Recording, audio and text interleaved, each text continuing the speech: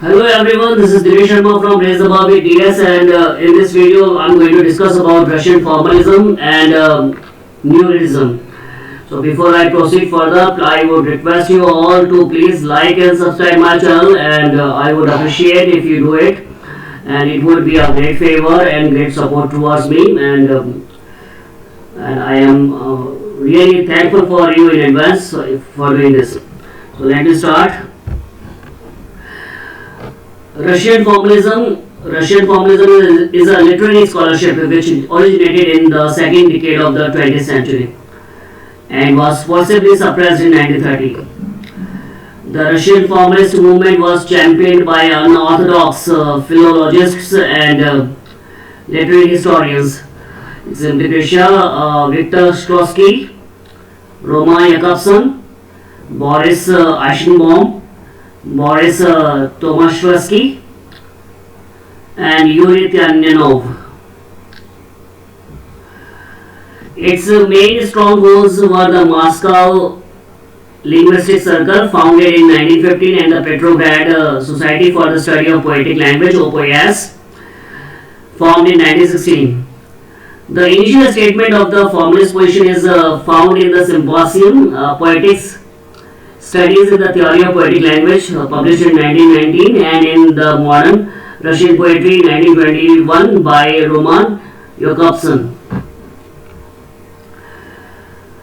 Academic eclecticism, which weighed heavily upon Russian literary history, the message-mindedness of the social critics, and the metaphysical bias of the symbolists were the chief characteristics of a formalist movement.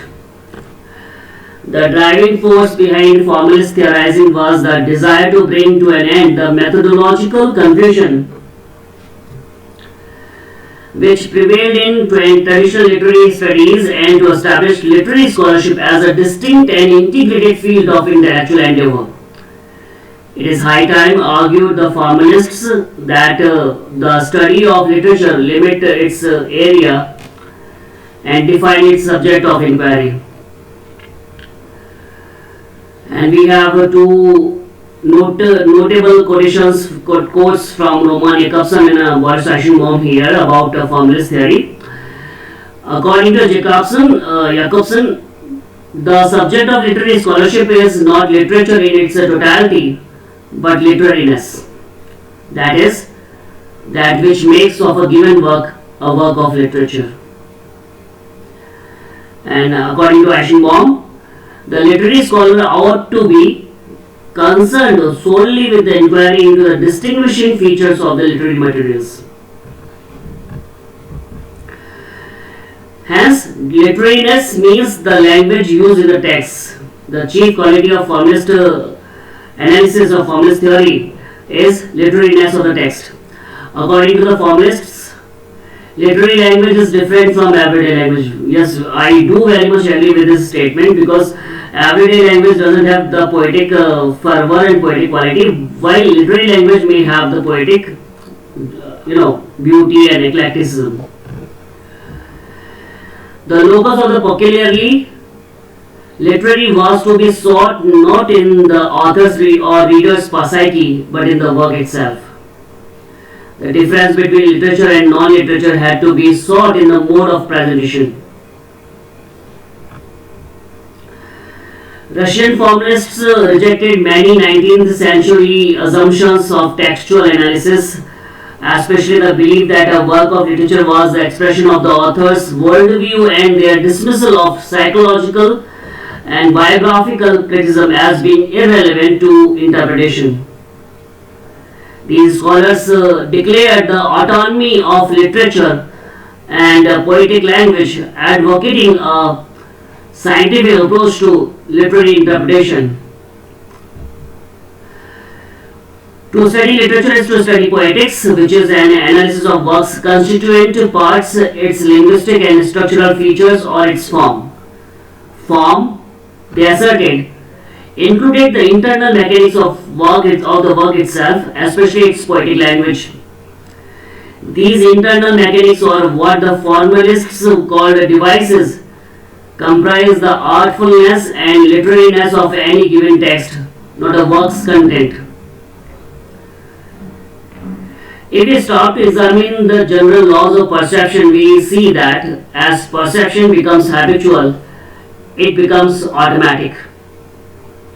Thus, for example, all of our habits retreat into the area of the unconsciously automatic. If one remembers the sensations of holding a pen or of speaking in foreign language for the first time and compares that with his feeling at performing the action for the 10,000th time, he will agree with us. This characteristic of thought suggests that we apprehend objects only as shapes and imprecise extensions. We do not see them in their entirety, but rather recognize them by their main characteristics. The object perceived thus in this manner of prose perception fades and does not leave even a first impression. Ultimately, even the essence of what it was is forgotten. According to formalists, art exists that one may recover the sensation of life. It exists to make one feel things, to make the stone stony. The technique of art is to make objects unfamiliar, to make forms difficult, to increase the difficulty and length of perception, because the process of perception is an aesthetic end in itself and must be prolonged. Art is a way of experiencing the artfulness of an object. The object is not important. Defamiliarization or making strange causes the audience to confront the object on a different level, elevating and transforming it from something ordinary or practical into work that is considered art. It means to remove the automatism or perception, and the author's purpose is to create the vision which results from that de-automatized perception. By creating the work artistically, its perception is impeded and the greatest possible effect is produced through the slowness of the perception. Shklovsky points out that Tolstoy's Kostomer is an example of defamiliarization because the narrator is a horse, making the work seem strange and unfamiliar. There is an excerpt from the mentioned work of Leo Tolstoy. I understood well what they said about whipping and Christianity, but then I was absolutely in the dark. What's the meaning of his scold from these phrases? I saw that people thought there was some sort of connection between me and the stable. At the time I simply could not understand the connection. Only much later, when they separated me from the other horses, did I begin to understand, but even then I simply could not see what it meant when they called me man's property. The words my horse referred to me, a living horse, and seemed as strange to me as the words my land, my air, my water. Animal Farm by George Orwell is an example of defamiliarization in English literature. Because all of the characters are animals, this rescues the work from becoming just another political piece about the evils of communism and the corruption of power and transforms it into artistic literature. Defamiliarization not only forces the audience to see Animal Farm as art, but allows the author and audience to distance themselves from the seriousness of the message so that the piece can be enjoyed as art and does not become just another political rant. According to Aristotle, poetic language must appear strange and wonderful, and in fact, it is often actually foreign. The Sumerian used by the Assyrians, the Latin of Europe during the Middle Ages, the Arabisms of the Persians, the old Bulgarian of Russian literature, or the elevated, almost literary language of folk songs. An example of this is T.S. Eliot's use of Greek, Latin, German, and other languages in The Wasteland, which forces the reader to become a more active participant in the process by having to make an extra effort to decode the strange and exotic words in order to understand the poem. One is never allowed to feel comfortable and be a passive reader when dealing with T.S. Eliot. According to Shklovsky, narrative prose has two important aspects. First one is fabula, story, and second one is sujet, plot. Fabula is the raw material of the story and can be considered close to the writer's working outline. This contains the chronological series of events of the story, while the sujet is the literary devices the writer uses to transform a story into a plot. There is a distinction between the actual sequence of a story's event as they happen and the way they are presented in the narrative. For example, the fabula is always chronological, moving from beginning to end, whereas the sujet may start in the middle in media res and then jump back and forth within the chain of events. As a group, the Russian formalists were suppressed and disbanded in 1930 by the Soviet government because they were unwilling to view literature through the Stalinist regime's political and ideological perspectives. Their influence, however, continued to flourish in Czechoslovakia through the work of Prague Linguistic Circle, founded in 1926, its leading figure being Roman Jakobson, and through the Russian folktale scholar Vladimir Prop. And here's an analysis of Gulliver's Travel. The aim of this analysis is not to probe the satire, the story's reverse. Rather, it is to analyze the fourth voyage of Gulliver to the land of Homs in terms of defamiliarization, that is used as a literary device by Jonathan Swift. His visits to the island of Lilliput, the voyage of Brobdingnag, and to Laputa are also written with this technique. However, the scope of this analysis will be restricted to the last voyage. Shklovsky asserts that the technique of art is to make objects unfamiliar, to make forms difficult, in other words, to make stone more stony, to increase the difficulty and length of perception, because the perception is an aesthetic end in itself and must be prolonged.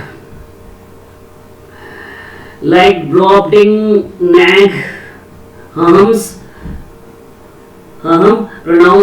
Virim, land is completely cut off from other nations. No one on Vinim land has ever visited another country. This kind of isolation appears to be good for producing relatively virtuous societies. After all, the chief problem Gulliver sees with Lilliput and Laputa, their tendency to fight and conquer other peoples, isn't really possible on Brobdingnag and Vinim land, where there are no other peoples available for conquest. At the same time, there are two distinct kinds living on Vinim land, and it is the differences between these two that form the final part of the satire of Gulliver's Travel.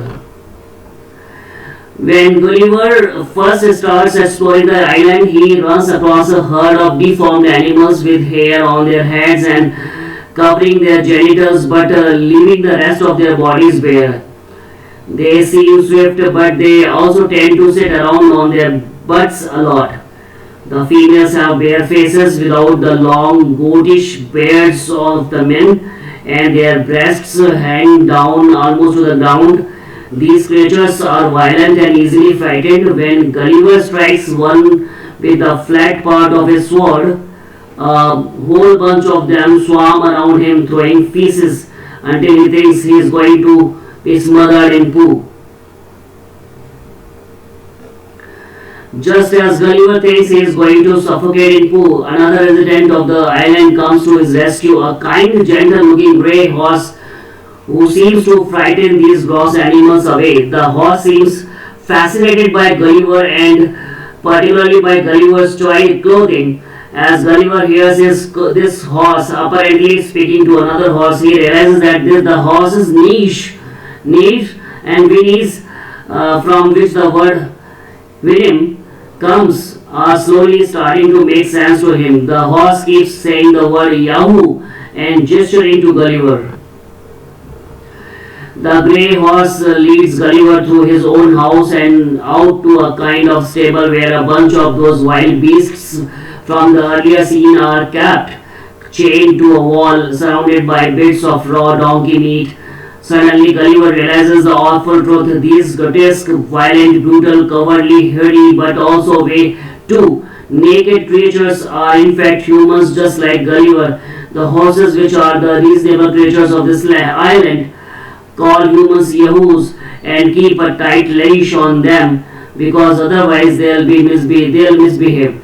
This slow introduction to the Yahoos, gross humans, and the Williams, lovely smart horses, makes humanity unfamiliar and horrible to the reader. However, Gulliver is forced to leave the island. The Williams have an island-wide assembly every 4 years where they discuss important matters.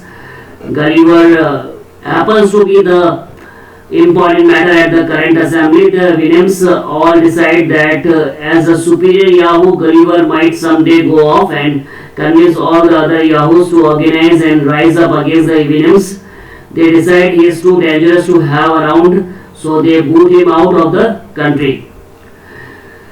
Some qualifications of Williams. There are no words in Williams' language for any of the bad things we humans do, including lying, power, greed, or jealousy. The Williams don't need laws or a special class of lawyers because they are completely governed by reason. The Williams accept hard facts. Anything outside of fact you can't argue about because by definition you can't know what the correct answer is. They are equally friendly with all members of their tribe. Jonathan Swift in this part removes objects from automatism of perception by making the familiar seem strange by naming the familiar object, which are horses and human beings in this example. In a different way, instead of just calling them horses, he gives a different name to horses, and the people are named as Yahoos.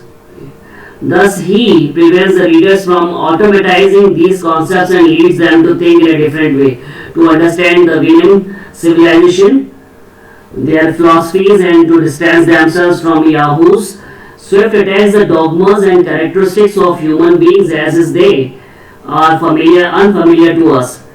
Being adapted to the world of Williams provoke him to distance himself from human world, and he chooses to spend time with horses instead of human beings, which means that Gulliver's usual perception of an object is transferred into a sphere of new perception. So thank you very much for this video. So far I have this much, and the next PPT, next slide is on new criticism, which I will present from in the next video. So far, bye for now, bye, and please do like and subscribe my channel. Thank you very much. Raise the bar with yes.